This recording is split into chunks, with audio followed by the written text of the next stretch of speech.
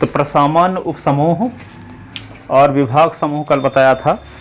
प्रसामान्य उपसमूह में से ये बताया था कि जी एक ग्रुप है एच, इसका एक सब ग्रुप है, तो for all x belong in G और एच बिलोंग इन एच, तो एक्स एच एक्स इनवर्स यदि बिलोंग इन एच हो जाता है तो एच क्या कहलाता है? प्रसामान्य उपसमूह कहलाता है। तो कोई उपसमूह प्रसामान्य उपसमूह कहलाता है जब इस शर्त का पालन होने लगता है। ठीक है, तो इस पर आधारित 4 थ्योरम पीछे बताई जा चुकी हैं। ठीक है, अब एक क्वेश्चन और है इस प्रकार का कि सिद्ध कीजिए कि आबेली समूह का प्रत्येक उपसमूह भी प्रसामान्य होता है। सिद्ध कीजिए किसी कोई समूह आबेली है तो उसका उपसमूह जो होगा, प्रत्येक उपसमूह वे क्या होगा? प्रसामान्य होगा। ठीक है, जैसे आबेली समूह जानते हो G is equal to 1 - 1 iota minus iota, आबेली समूह है कि नहीं है? अब इसका एक समूह है ये 1 - 1, तो ये निश्चित रूप से प्रसामान्य होब करेगा। क्यों? क्योंकि आबेली समूह का उपसमूह है, तो आबेली समूह का जो जितने उपसमूह होंगे वे सब प्रसामान्य होंगे। आबेली समूह के जितने उपसमूह होंगे वे सब क्या होंगे? प्रसामान्य होंगे। ये सिद्ध करना चाहते हैं। तो ये तो सिद्ध किए थे, पहले क्वेश्चन था, पहला दूसरा क्वेश्चन शुरुआत जब किए थे तो कि इकाई के चतुर्थ मूलों का समुच्चय गुणन संक्रिया के सापेक्ष क्या होता है? एक आबेली समूह होता है, परिमित आबेली समूह होता है। तो एच क्या है? इसका उपसमूह है। तो सिद्ध करना है कि आबेली समूह का प्रत्येक उपसमूह क्या होता है? प्रसामान्य होता है। क्वेश्चन लिखते हैं, सिद्ध कीजिए आबेली समूह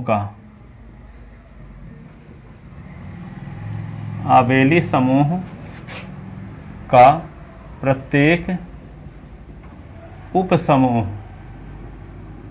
प्रसामान्य होता है। प्रसामान्य होता है।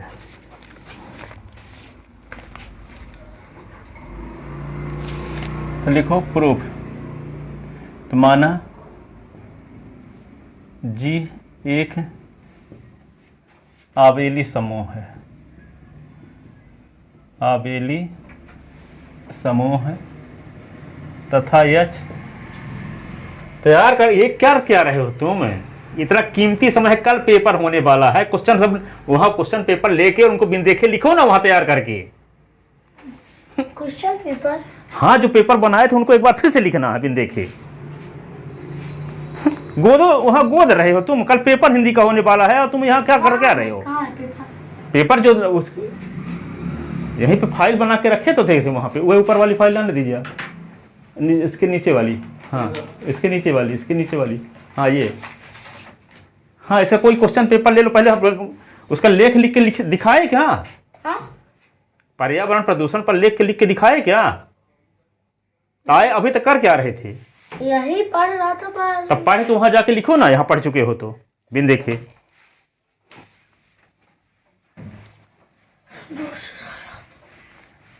जब तक बिन देखे वहां लिखोगे नहीं तो दिमाग लगवे न करेगा इतनी समय। पेज में लिखो? हाँ पेज में लिखो, जाओ वहां बैठ के लिखो, भूल जाएगा तो यहाँ पढ़ के लेना आके फिर वहां जाके लिखो। सिद्ध कीजिए आबेली समूह का प्रत्येक उपसमूह प्रसामान्य होता है। माना जी एक आबेली समूह है तथा एच समूह जी का उपसमूह है।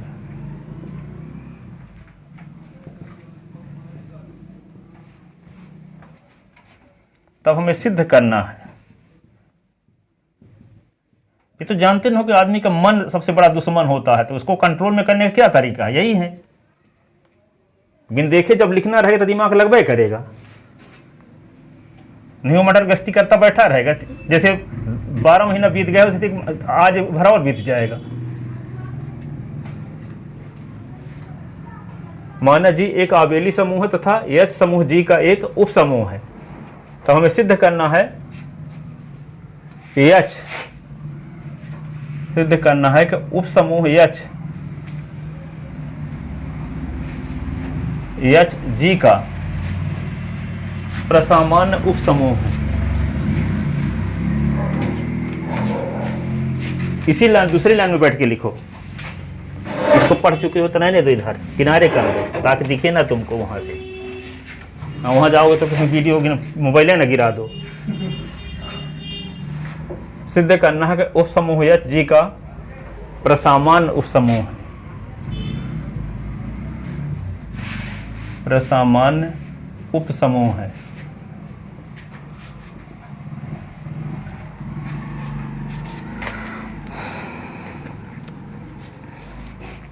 ठीक है, तो किसी को उपसमूह प्रसामान्य सिद्ध करने क्या तरीका है, क्या तरीका है? ठीक है, कम से कम परिभाषा तो याद होनी चाहिए। यहाँ पे h belong in H, x belong in जी।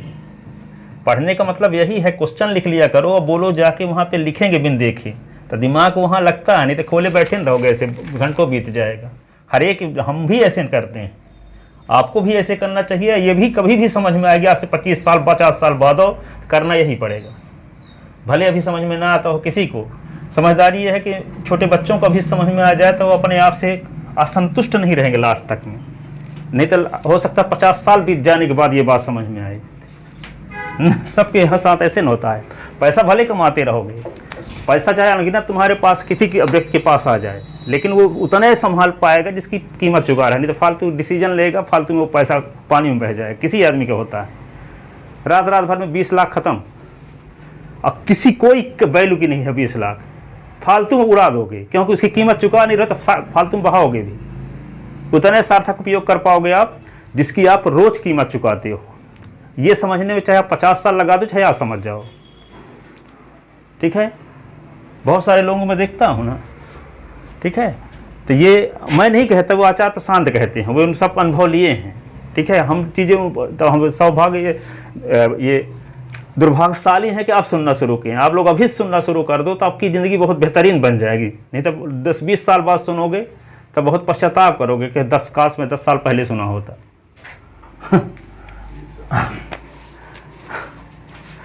तो देखो, h belong in H, s belong in G की क्या दिखाना पड़ेगा आपको, ये बताए ना, x H x inverse belong in H दिखा दो तो एच क्या होगा, प्रसामान्य उपसमूह। ठीक है, तो छोटी छोटी चीज बना, जैसे मान लो पढ़े जो तो उसको बिन देखे लिखने की कोशिश करो। उपसमूह के लिए क्या कंडीशन है, सक्रिय ग्रुप क्या है। ठीक है, थ्योरम के बारे में 10-20 लाइन सोच सकते हो, बोल सकते हो, अपने बारे में नहीं बोल सकते। यहाँ पे पढ़ रहे हो, वहाँ जाके एक कोरा कागज लो, अब अपने से बोलो, उसको लिखो। ये सब प्रसामान्य उपसमूह के लिए क्या कंडीशन है, सक्रिय ग्रुप क्या होता है। ठीक है, उपसमूह होने के लिए कितनी कंडीशन है। ठीक है, प्रसामान्य उपसमूह सिद्ध करने के लिए कौन कौन कंडीशन है। जी, एक ग्रुप है या उसका उपसमूह है, तो वो उपसमूह प्रसामान्य उपसमूह कब कब हो सकता है। जितनी थ्योरम बताएं उसका स्टेटमेंट याद हुआ कि नहीं हुआ। ठीक है, उसे चाहे 100 बार पढ़ो, लिखते रहो, जाओगे तो हम सब भूल जाएगा, क्योंकि दिमाग में तो कुछ है ही नहीं। ठीक है, तो दिमाग में रहेगा कब, कोरा कागज में क्या लिख सकते हो आप अपने से पढ़ने के बाद। यहाँ एक स्थान में पढ़ो और दूसरे स्थान में जाके लिखो। अब भूल भी जाता है तो आके फिर से यहाँ पढ़ सकते हो, पर जाके लिखना वहीं दूसरे स्थान पे है। ठीक है, तब 100% दिमाग उसी में लग, सर्फ भी काट देगा तो आपको उसी में दिमाग लगेगा कि लिखना भी, और टाइम भी डिसाइड करो कितने बजे तक में ही लिखना है। ये नहीं कि शाम तक पढ़ते रहेंगे फिर लिखेंगे।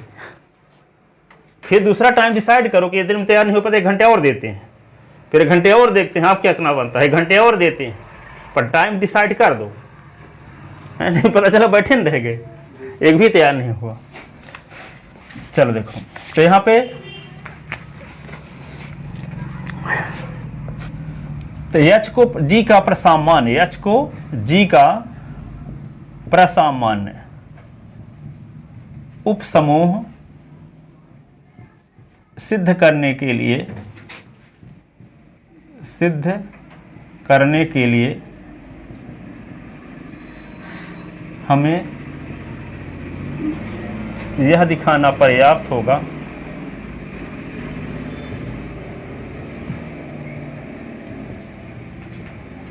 कि for all x belong in G और एच बिलोंग इन एच के लिए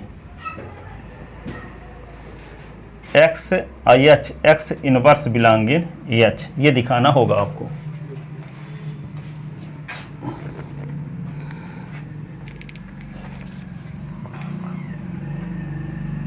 इसके लिए हम देखते हैं, इसके लिए हम देखते हैं क्या देखते हैं, एक्स एच एक्स इनवर्स पर विचार करते हैं। तो इसको लिख सकते हैं एक्स एच एक्स इनवर्स। अब एच क्या है, सुन लो, मान कर क्या चले हैं जी, एक आबेली समूह न माने हैं। तो जब जी आबेली समूह है तो एच उप समूह है, तो एच का जो एलिमेंट लिए हैं स्मॉल एच, तो यह जी का भी एलिमेंट होगा। जैसे इंडिया का राज्य मध्य प्रदेश है, तो मध्य प्रदेश का कोई सदस्य लेंगे तो वो इंडिया का भी सदस्य होगा, नहीं होगा।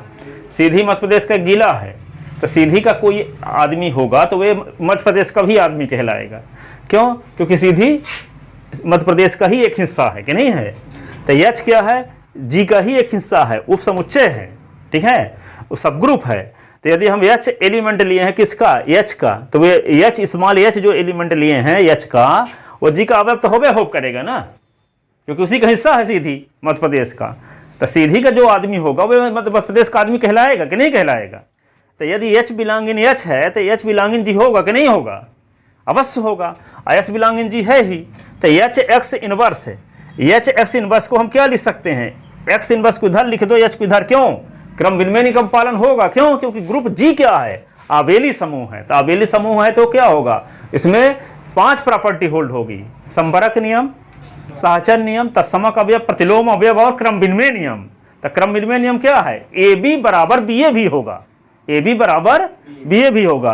तो यहाँ एच एक्स इनवर्स है, तो एच एक्स इनवर्स को क्या लिख सकते हैं, उल्टा कर दो, एक्स से इनवर्स एच लिख सकते हैं कि नहीं। आबेली समूह ना होता तो ऐसा नहीं लिख सकते हैं, इसीलिए यहाँ पे आबेली समूह लिखा गया है, ताकि हम इसको क्रम बदल के लिख सकें। क्रम बदल के लिखने से फायदा क्या होगा, एक्स इनवर्स इधर आ जाएगा, एच बाद में, तो एक्स और एक्स इनवर्स मिलके क्या बन गया, ई। ई का गुना एच के साथ करोगे तो एच ही आएगा। एच किसका एलिमेंट है, एच का। तो इसको आंसर जो आने वाला है वो एच का एलिमेंट आ जाएगा। तो वही तो दिखाना चाहते हैं कि यदि एच से एच एक्स इनवर्स से बिलोंग इन एच दिखा दो, तो एच क्या होगा, प्रसामान्य उपसमूह। क्या होगा, प्रसामान्य उपसमूह। तो इसको क्या लिखेंगे, एक्स एच एक्स इनवर्स, तो ये क्या होगा, एक्स इनवर्स एच। तो इसी को क्या लिख सकते हैं, क्योंकि जी आबेली है, क्योंकि जी आबेली है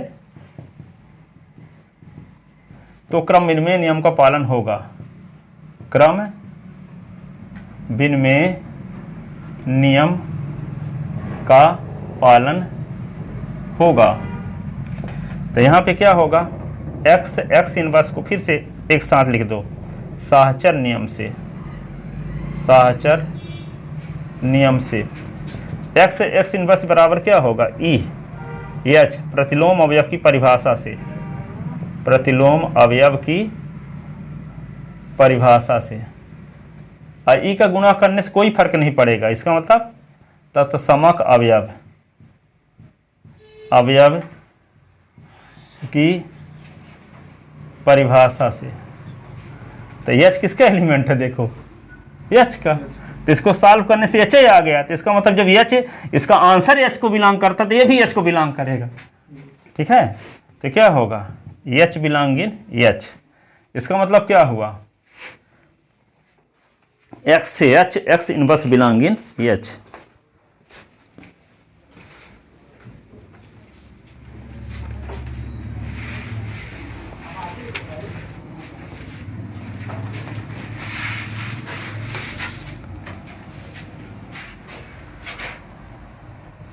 एक्स से h x inverse belong in H बराबर h belong in H implies x से h x inverse belong in H, जिसका अर्थ है, इसलिए प्रसामान्य उपसमूह की परिभाषा से, इसलिए प्रसामान्य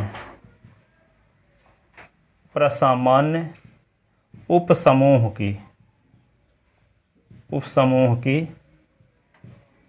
परिभाषा से x H x inverse belong in H, H G का प्रसामान्य उपसमूह होगा, प्रसामान्य उपसमूह होगा।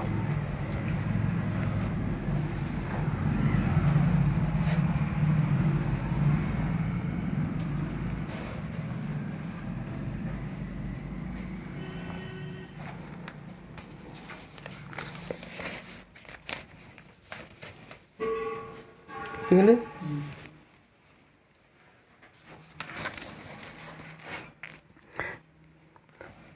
सिद्ध कीजिए,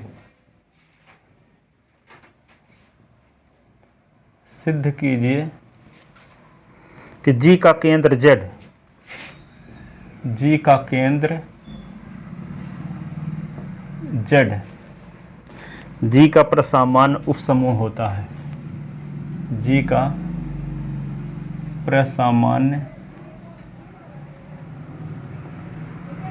उपसमूह होता है।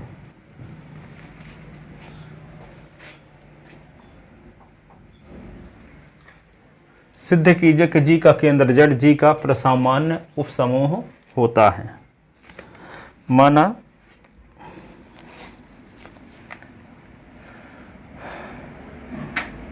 माना जेड समूह जी का केंद्र है, जी का केंद्र है, तब समूह जी के केंद्र की परिभाषा से, केंद्र की परिभाषा से क्या होगा, जी के उन अवयवों स्मॉल जेड का कलेक्शन जो जी के सभी एलिमेंट के साथ क्रम विनिमय नियम का पालन करते हो, ग्रुप जी का केंद्र कहलाता है।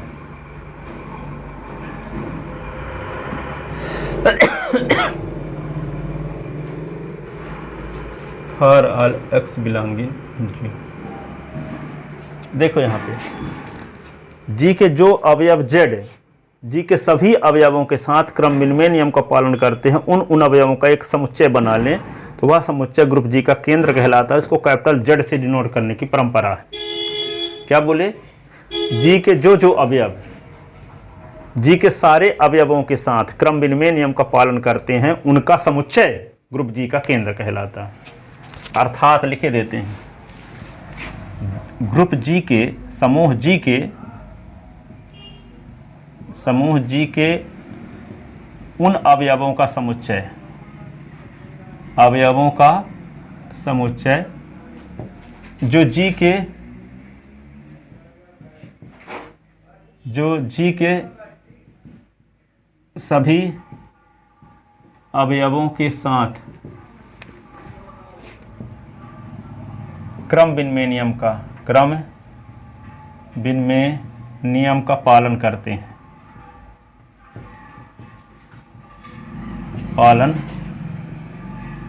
हैं, उसे समूह जी का केंद्र कहते हैं। इसे कैपिटल जेड या कैपिटल जेड और ब्रैकेट में जी से डिनोट करते हैं,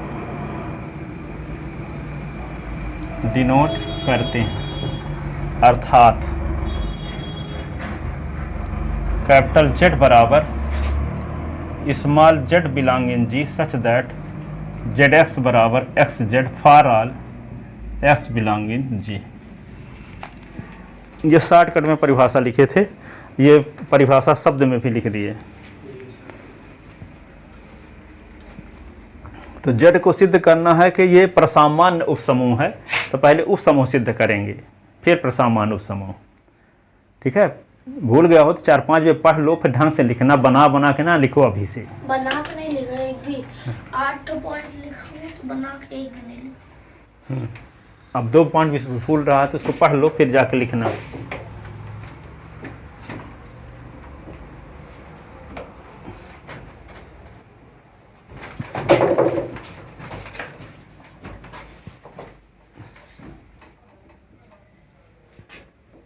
लिख ले। तो किसी ये जानते हो कि प्रसामान्य उपसमूह वही होता है जो उपसमूह हो पहले। तो जेड के बारे में तो ये भी पता नहीं है कि उपसमूह है कि नहीं है, तो जेड को पहले क्या सिद्ध करना पड़ेगा, उपसमूह। ठीक है, कोई हाई स्कूल पढ़ा तभी ना हायर सेकेंडरी कर पाएगा। तो कोई उपसमूह प्रसामान्य उपसमूह बनता है, कोई उपसमुच्चय नहीं बन जाता डायरेक्ट। उसको पहले क्या निकालना पड़ेगा, प्रीलिम्स एग्जाम निकालना पड़ेगा, फिर मेंस से निकालेगा, है ना। तो प्रीलिम्स एग्जाम मीन्स पहले क्या दिखाना पड़ेगा, जेड को उप समूह। तो उप समूह दिखाने का क्या तरीका है बताए ना, है कि यदि ए और कॉमा बी बिलोंगिंग एच है तो A B inverse belonging H दिखा दें तो एच उप समूह हो जाएगा। ए बी बिलोंगिंग एच है तो क्या दिखा दें, A B inverse belonging H, तो जी क्या हो जाएगा, उप समूह। ठीक है, तो जेड को उप समूह दिखाना तो क्या दिखाएंगे, यदि Z1 और Z2 दो एलिमेंट ले लें कैपिटल जेड के तो क्या दिखा दें, Z1 और Z2 का इनवर्स बिलोंगिंग कैपिटल जेड, तो जेड कहलाएगा उप समूह। ठीक है, तो जब Z1 और Z2 जेड के एलिमेंट हैं तो जेड के एलिमेंट कौन होते हैं, जो जी के सारे एलिमेंट के साथ क्रम विनिमय नियम का पालन करते हैं। तो क्या होगा, यदि Z1 और Z2 जेड के एलिमेंट हैं तो निश्चित रूप से Z1 S बराबर S Z1 होगा और Z2 S बराबर S Z2 होगा। ठीक है, जो एलिमेंट सेंटर के होंगे तो जी के सारे अवयवों के साथ क्रम विनिमय नियम का पालन करेंगे। फिर आपका मकसद क्या रहेगा, ये दिखाना रहेगा जब उपसमूह सिद्ध हो गया तो प्रसमान उपसमूह सिद्ध करने के लिए क्या जरूरी है कि हम मान लेते हैं कि small z belonging capital Z, for all x belonging G, तो क्या दिखाना पड़ेगा, x z x inverse belonging Z, तब जेड क्या कहलाएगा, प्रसामान्य उपसमूह। तो पहले क्या दिखाना पड़ेगा, उपसमूह, फिर जब उपसमूह सिद्ध हो जाएगा तब उसको प्रसामान्य उपसमूह सिद्ध करेंगे। क्योंकि ये सेंटर ऑफ ग्रुप के बारे में तो हम कुछ नहीं जानते कि उपसमूह है कि नहीं है। अभी तक तब क्या लिखा, थ्योरम में क्या दिया रहता था कि माना जी ग्रुप है, एच जी का उपसमूह है, तो एच प्रसामान्य उपसमूह होगा यदि और केवल यदि। ठीक है, तो वहां उपसमूह तो पहले से कह देता था, लेकिन जेड के बारे में तो आपको यह भी पता नहीं है कि ग्रुप जी का सेंटर उपसमूह है कि नहीं है।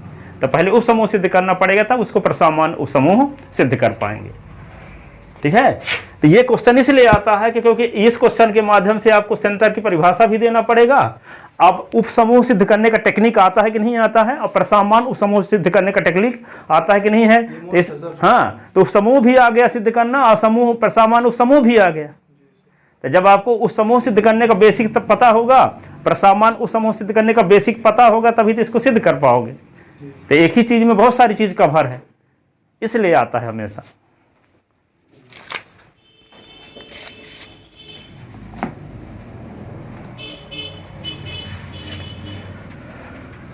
तो देखो जेड को प्रसामान्य उपसमूह सिद्ध करने के लिए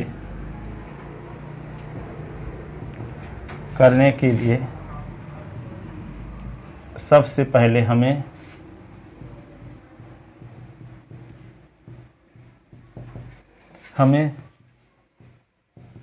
यह दिखाना होगा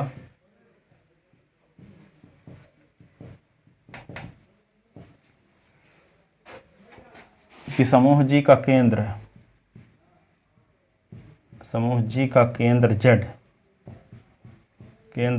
जेड जी का उपसमूह है,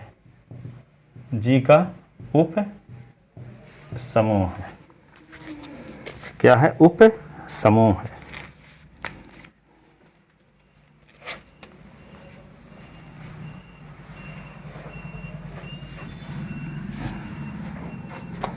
तो माना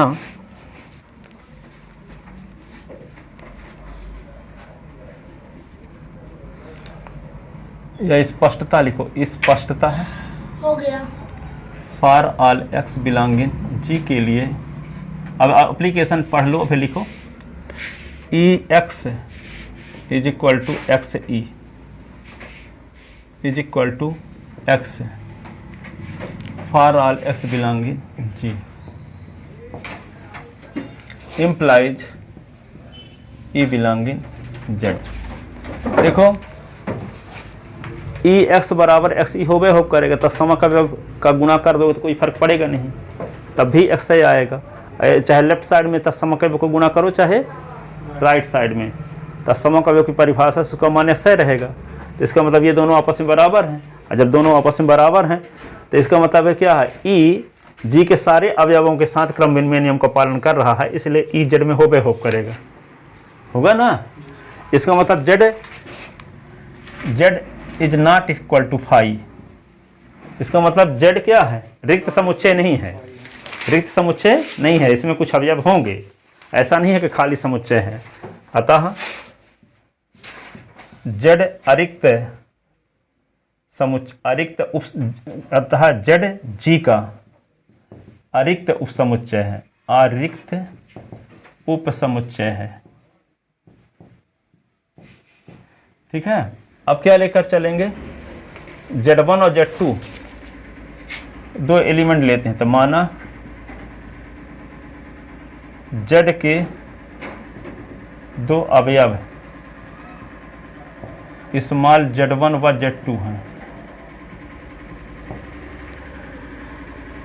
z1 व z2 हैं, इसलिए z1x बराबर xz1 एवं z2x बराबर xz2। तो z1 और z2 के इनवर्स इंटू s पर विचार करते हैं, तो इसको क्या लिख सकते हैं? z1 और z2 का इनवर्स x, z2 का इनवर्स x।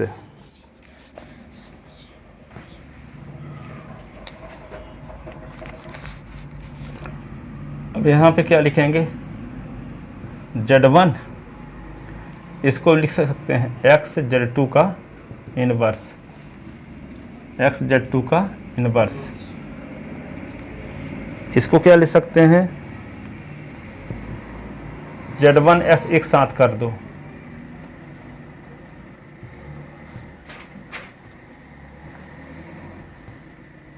z1 x, आइए क्या लिख दोगे? आइए z2 का इनवर्स। साहचर नियम लगा दिए, साहचर नियम से। ठीक है, अब देखो z1 s को क्या लिख सकते हो? यहाँ से देखो z1 s को क्या लिख सकते हो? x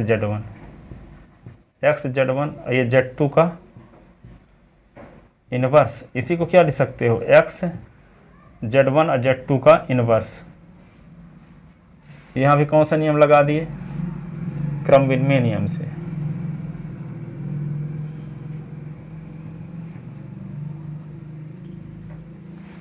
क्रम विनिमय नियम से नहीं, z1 s के स्थान पे s z1 लिख दिए कहाँ से? ये समीकरण नंबर 1 से।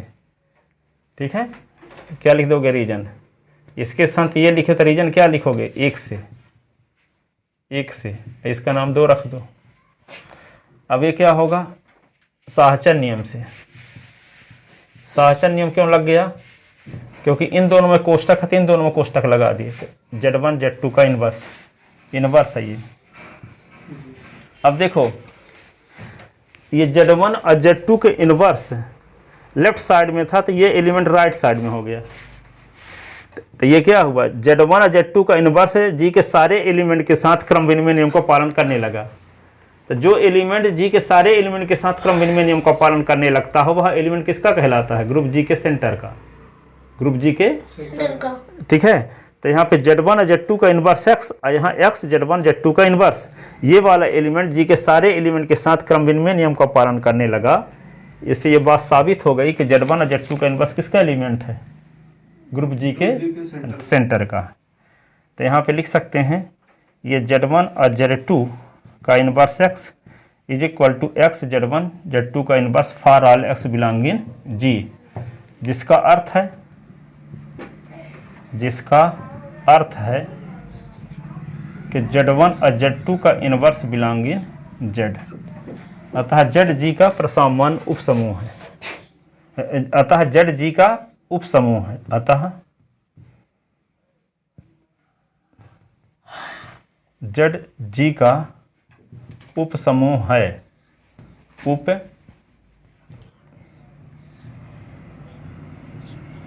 समूह है। अब हम सिद्ध करेंगे कि Z G का प्रसामान्य उपसमूह है।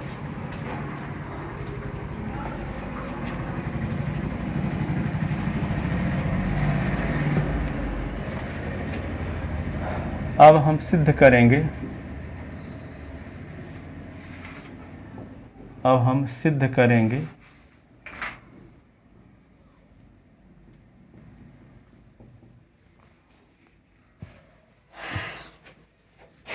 कि जेड जी का प्रसामान्य उप समूह है, प्रसामान्य उपसमूह है, प्रसामान्य उपसमूह है। तो प्रसामान्य उपसमूह सिद्ध करने के लिए क्या करना पड़ेगा?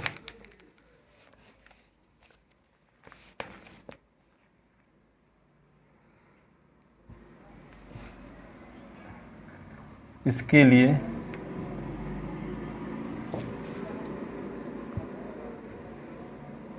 फॉर ऑल एक्स बिलोंगिंग जी और जेड बिलोंगिंग कैपिटल जेड के लिए हम देखते हैं।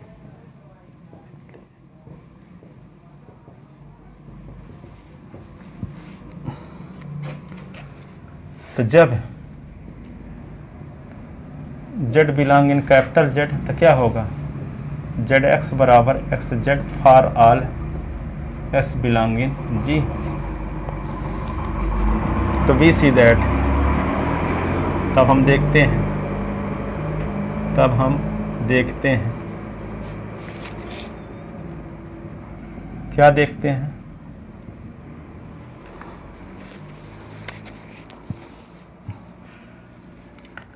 एक्स जेड एक्स इनवर्स पर विचार करके। तो इसको क्या लिख सकते हैं? देखो एक्स जेड को क्या लिख सकते हो? एक्स जेड को जेड एक्स लिख सकते हो कि नहीं? यहाँ से समीकरण 3 हो गया ये। एक्स जेड को लिख सकते हो जेड एक्स, तो जेड एक्स लिखो और यहाँ पे एक्स इनवर्स है ही। अब इसी को क्या लिख सकते हो? Z x x inverse. तो जेड एक्स एक्स इनवर्स मिलके ई हो गया और ई मिलके जेड हो गया। तो इसको लिखे तो यहाँ लिख दोगे समीकरण, यहाँ पे एक्स जेड के स्थान पे जेड एक्स लिखे तो समीकरण 3 से, तो यहाँ लिख दोगे 3 से, समीकरण 3 से। फिर क्या लिखोगे? ये साहचर नियम से, साहचर नियम से। फिर क्या लिख दोगे? एक्स एक्स इनवर्स बराबर ई जो लिखा गया तो प्रतिलोम अवयव की परिभाषा से, प्रतिलोम अवयव की परिभाषा से। फिर जेड का गुणा ई के साथ जेड आया तो क्या हो गया? तत्समक अवयव की परिभाषा, तथ्य समक अवयव की परिभाषा से। तो क्या होगा ये? Z belonging Z. ठीक है, तो इसका मतलब क्या हुआ? X z x inverse belonging Z. अतः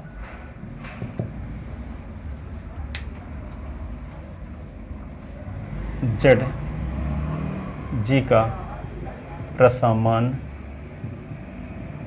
उपसमूह है, प्रसामान्य उपसमूह है।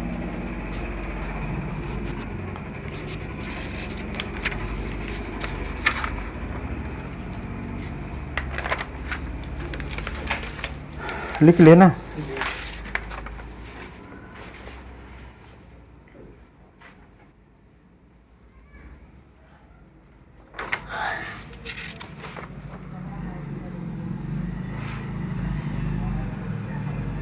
अब देखो, सिद्ध किसी चक्रीय समूह का प्रत्येक विभाग समूह चक्रीय होता है, सिद्ध कीजिए।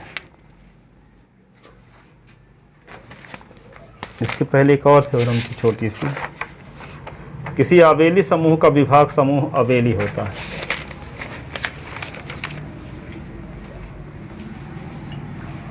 आवेली समूह का विभाग समूह बनाओगे तो वह आवेलीन रहेगा, ये सिद्ध करना। सिद्ध कीजिए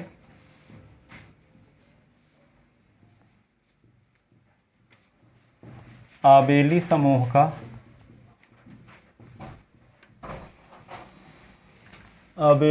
का विभाग समूह। परीक्षा हो गई आपकी का? आप किसका पेपर है? हिंदी का सर। कब? 13। हिंदी का पेपर 13 को है? हाँ। और फिर तो इस बार सर मैथ। मैथ में कितने दिन का गैप है? सर 3। 13 का, 13 को मैथ का 13 को पढ़ के आओगे, पेपर देकर आओगे, है ना? फिर 14 को पढ़ोगे, 13 को मान लो पढ़ते, कितने तक पेपर होता है, कितने बजे तक? सर पेपर जब खत्म होता है सर मेरा, हाँ 12 बजे खत्म हो जाता है। 12, तो फिर 13, 14, 15, 16, कब है पेपर फिर? 17, कितने दिन टाइम मिल जाएगा आपको पढ़ने का? 4 दिन। Yes sir. अभी हिंदी ना को पढ़ते रहो, हिंदी आसान है। सर पापा जी ने भेज दिया। पापा हो तो बैठे हो गया अभी उधर सर बैठ। फीस मेरे सर डांस क्लास वाले मांग रही थी, फीस से याद आ गया, 16 तारीख को बोल रहे थे। हाँ चलो, तो सिद्ध कीजिए कि आवेली समूह का विभाग समूह क्या होता है? आवेली होता है। ठीक है, तो बैठ जाओगे तो पढ़ाते हैं, एक थ्योरम पढ़ा दें, तब तक भी लगाओ, एक हम क्वेश्चन देते हैं। तो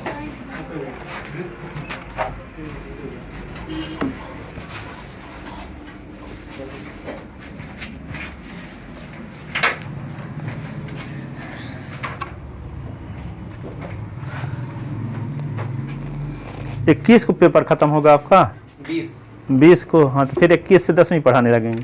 23 तारीख से सर? हाँ सर 8 अप्रैल से नहीं पढ़ाएंगे? फिर गाँव जाओगे? Yes sir. तो 1 अप्रैल से आना शाम को 4 बजे। वो गांधी स्कूल कुछ लड़के आए थे तो उनको बोले हैं 4 बजे से।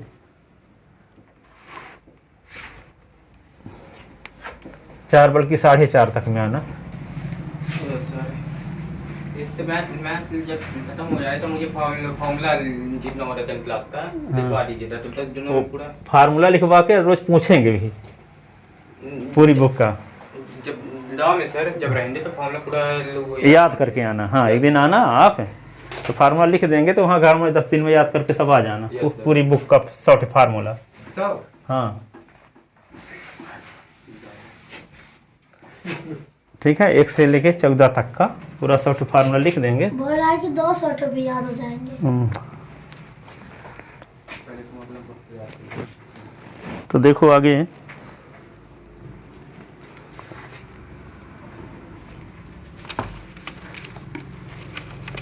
किताब लाए हो मैथ की?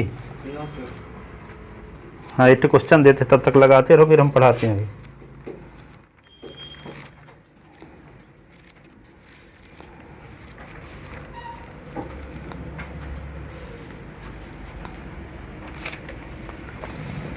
Number first, x² - 2x - 8। Second 4x² - 4x + 1। तीसरा 6x² - 7x - 3। 3x² - x -4। इनका सबका गुणनखंड करो, फैक्टर करो। सिद्ध कीजिए कि आवेली समूह का विभाग समूह, आवेली समूह का विभाग समूह आवेली होता है। सिद्ध कीजिए कि आवेली समूह का विभाग समूह आवेली होता है।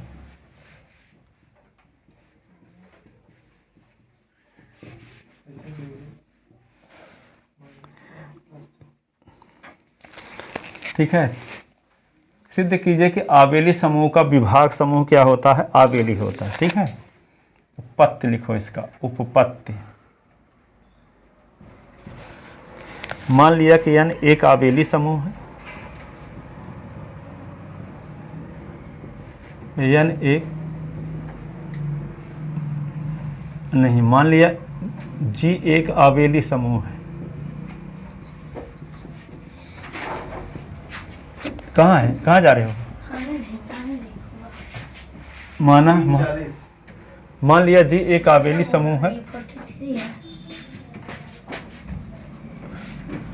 तथा एक मिनट मेरे को मायने रखती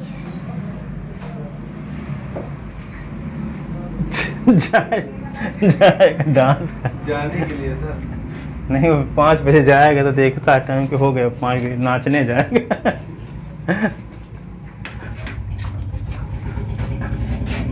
तब तक क्वेश्चन का लिखो ना, एप्लीकेशन लिखे वहाँ पे हिंदी की। एप्लीकेशन भी? हाँ, एप्लीकेशन तैयार करके लिखो ना, देखते हैं कितना सही लिखते हो। पढ़ चुके हो, बिन देखे लिखे हो गया भाई। देखते हो कहाँ रुक जाते हो, देखते हैं। लिखो या कि पढ़ लो, उसमें फिर लिखो। कॉपी आने दो जब पढ़ चुकना तो। उसमें लिखे थे ना हम। इसी में लिखे हैं। हाँ, लास्ट में जहाँ पे लेख लिखा है, हाँ उसको देख लो, फिर कॉपी हमको दे दो जब तैयार हो जाए तो। मान लिया जी एक आबेली समूह है तथा यन जी का एक प्रसामान्य, जी का एक प्रसामान्य उपसमूह है। उप समूह है।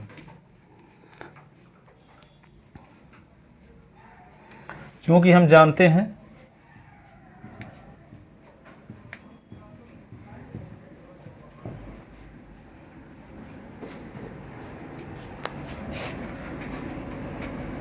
आबेली समूह का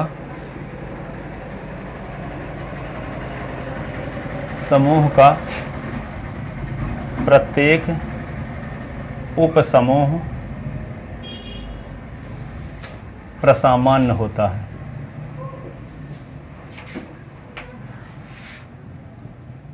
प्रसामान्य उपसमूह होता है।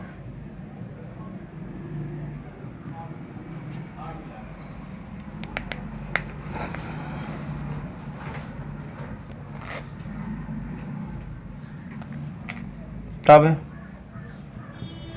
जी अपॉन एन जिसके अवयव होंगे यानी ए such that A belong in जी।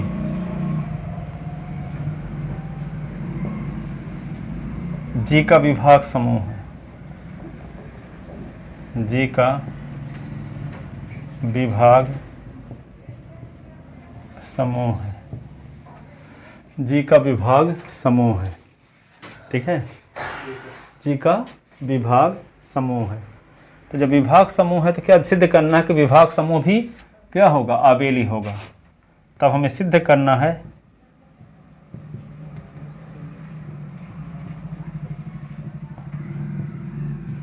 कि जी अपॉन एन भी एक विभाग समूह है। तो हमें सिद्ध करना है कि जी अपॉन एन भी एक विभाग समूह है।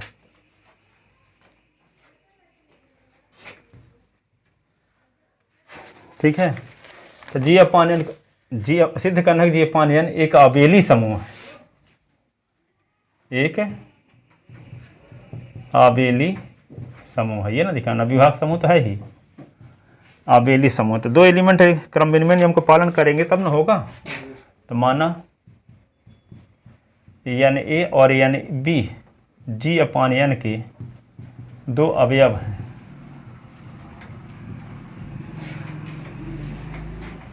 तो दोनों को दिखाएं क्रम विनिमय नियम का पालन करते हैं कि नहीं। तो इम्प्लाइज एन ए और एन बी तो दक्षिण सह समुच्चय होंगे। दक्षिण सह समुच्चय होंगे तथा हम जानते हैं, क्या जानते हैं कि दो दक्षिण सह समुच्चय का, दो दक्षिण सह समुच्चय का गुणनफल एक दक्षिण सह समुच्चय होता है। दक्षिण सह समुच्चय होता है। दो दक्षिण सह समुच्चय का गुणनफल एक दक्षिण सह समुच्चय होता है। इसलिए एन ए गुणे N B is equal to N A B. और यहाँ पे क्या है, चूंकि ए बिलोंग इन जी और बी बिलोंग इन जी, तो ए इंटू बी बिलोंग इन जी, जी में संबरक नियम से, जी में संबरक नियम से। ठीक है, तो जब ए बी जी का एलिमेंट होगा तो एन ए बी भी क्या हुआ, एक राइट कोसेट हुआ, एक दक्षिण सह समुच्चय हुआ, belong in G upon N. और जब दक्षिण सह समुच्चय हुआ तो जी अपॉन एन का अवयव भी हो। ठीक है, तो इसको एन ए बी लिख सकते हो, अभी ना लिखो। तो एन ए बी को क्या लिख सकते हैं, क्योंकि आबेली समूह है तो ए बी के स्थान पे बी ए भी लिखा जा सकता है ना। तो यहाँ पे एन ए बी को क्या लिख सकते हैं, एन बी ए लिख सकते हैं, क्योंकि जी आबेली है, क्योंकि जी एक आबेली समूह है, आबेली समूह है, इसलिए ए बी बराबर बी ए। अब एन बी ए को क्या लिख सकते हो आप, एन बी और एन ए कि नहीं, तो क्या देखो N A into N B is equal to N B into N A. N A into N B को एन ए बी लिख सकते हैं। और ए बी जी के एलिमेंट हैं, तो जी के लिए एलिमेंट क्या है, जो जी आबेली समूह है, तो क्रम भिन्न नियम को पालन करेंगे। तो जहाँ ए बी है वहाँ बी ए लिख सकते हैं, क्या लिख सकते हैं, बी ए। और जब बी ए लिख सकते हैं तो इसी को N B into N A लिख सकते हैं। तो यहाँ देखो N A into N B is equal to N B into N A. अतः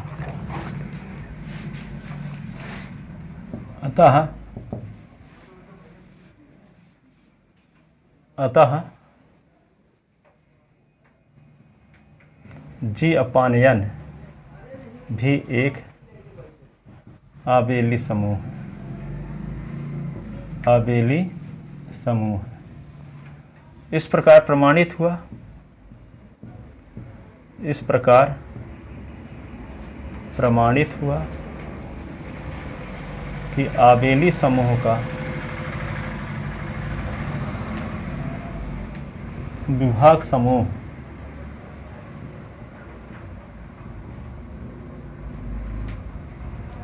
भी आबेली होता।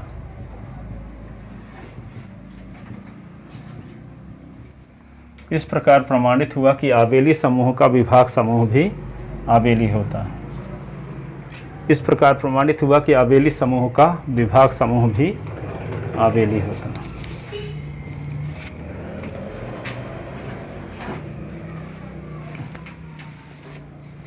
ठीक है,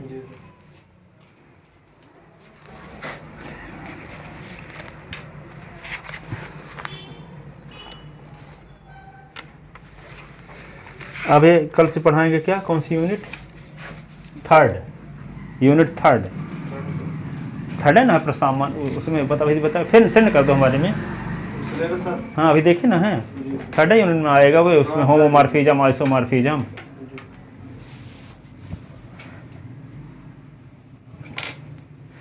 तो सुबह उठ ही नहीं पाते क्या, तो सुबह पढ़ लेते, दोपहर में आना पड़ता है, जैसी आपकी सुविधा हो।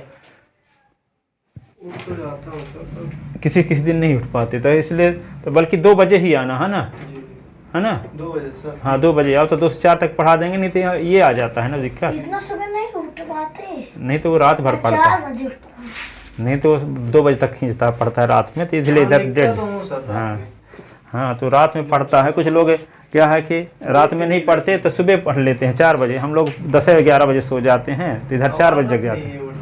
हाँ सबका अलग अलग नियम है, ये नहीं है कोई कि अब 4 बजे होगा, परंतु देखा जैसा रूल हो, पढ़ना जरूरी है बस। ठीक है, जिस टाइम में पढ़ो, चाहे पूरी रात पढ़ो, सुबह सो, ये कोई नियम नहीं है, परंतु पढ़ना जरूरी है। हिसाब आना चाहिए 10-12 घंटे, 12 घंटा, 13 घंटे का, 14 घंटे का।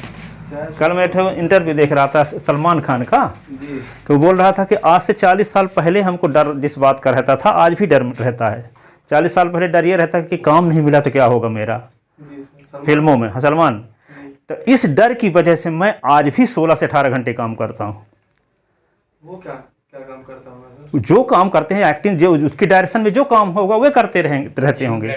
जो लोग खालती बैठे रहेंगे उनको काम सब फ्लॉप होने वाले ऐसे नहीं करते, उनको सीक्रेट ही पता नहीं है। जितने एक्टर फ्लॉप हो जाते हैं वो गलत डायरेक्शन में चले जाते हैं, मेहनत नहीं करते। शाहरुख खान और सलमान खान आज तक फेमस में बने हैं, ये लोग 16-18 घंटे आज डेली काम करते हैं उसी की डायरेक्शन में। तब कोई आदमी फेमस हो जाएगा, टहलने वाला फेमस कभी नहीं होगा। किसी भी आदमी के सक्सेस आदमी देखो वो 16 से 18 घंटे काम करता होगा। वॉरेन बुफे 87 साल के, हमें पूरे विश्व में प्रथम स्थान था अमीर आदमियों की श्रेणी में, वे भी आज 87 साल की एज में 12 घंटे काम करते हैं, 6 घंटे सफल उनकी किताब आज भी पढ़ते हैं। 12 से 18 जबकि वो घंटे। खुद असफल हो गए। हाँ, जबकि टॉप में थे, ठीक है। अब दूसरे तीसरे नंबर में होंगे, पर 87 साल की एज में भी 12 घंटे काम करते हैं और 6 घंटे इस सफल लोग किताब पढ़ते हैं। हम लोगों को कभी कोई फुर्सत नहीं मिलती 5 मिनट पढ़ने की, ठीक है। शाहरुख खान भी 3 किताब डेली पढ़ता है, कहता है कि जब तक मैं बाथरूम में जाता हूँ ब्रश नहीं करता जब तक किताब नहीं पढ़ता, बेडरूम में जाता तो सोता नहीं हूँ जब तक किताब नहीं पढ़ता, गाड़ी में बैठता हूँ तो जब तक आधा घंटे किताब नहीं तो चाबी नहीं लगाता। तो जो लोग टॉप में है रोज सीख रहे हैं नई चीज़, तभी जाके कहीं एक कार्यक्रम का होस्टिंग कर देंगे 2 घंटे तो 50 करोड़ रुपए जियो में। हम लोग कोई सुनेगा? आईफा हैं? इस प्रकार जो अपने आप को कीमती बनाए हैं तो रोज कीमत चुका रहे हैं। जिस दिन वो सोना शुरू कर देंगे उनको कोई नहीं जानेगा कि जो लाइट में बने हैं वो जबरदस्त कीमत चुका रहे हैं। तो इनसे हमको क्या शिक्षा मिलती है? पूरे समय लगे होना चाहिए, ठीक है। ये नहीं है कि आप मोबाइल देखते हुए टाइम पास करते रहो, जिंदगी नरक बन जाएगी एक दिन। अभी पिताजी की दौलत भी काम नहीं आएगी आपको। बहुत सारे लोग पिताजी की दौलत से बैठे थे तब दारू पिए पड़े रहते हैं और कोई लात मारता है, ठीक है। तो आप कीमत जो चुकाओगे तभी वही आपके पास रहेगा, नहीं तो पिताजी कमा के चले भी जाएंगे तो उसका दुरुपयोग ही करोगे, पीपा के पड़े रहोगे कहीं रास्ते में, रोड में। इसलिए कीमत चुकाना जरूरी है। पैसा नहीं है तब भी कीमत चुकाना जरूरी है और घर में है तब भी चुकाना जरूरी है, दोनों कंडीशन में, ठीक है। जाओ।